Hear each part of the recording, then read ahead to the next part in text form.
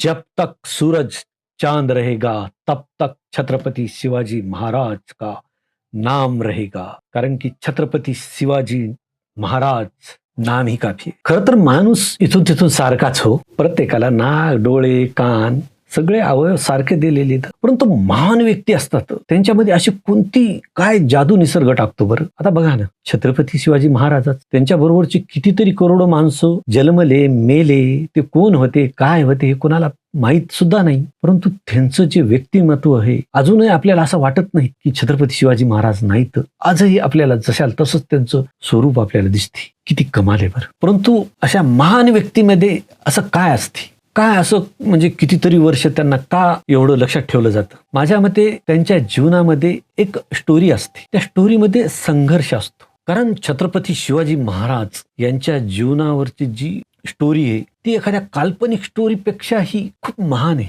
कारण काल्पनिक स्टोरीमध्ये तरी आपण काहीतरी आपल्याला टाकावे लागते. पण त्यांच्या जीवनामध्ये हे प्रसंग घडलेले आहेत की असं वाटते की त्या कहाण्या लिहिल्या काय की एवढे प्रसंग, एवढे संकट त्यांच्या जीवनात, एवढा संघर्ष एखाद्या स्टोरीमध्ये जसा असतो तसा त्यांच्या स्टोरीत आहेत. आणि म्हणून त्या स्टोरीचे ते जगामधले खरं तर सगळ्यात रिअल हिरो आहेत.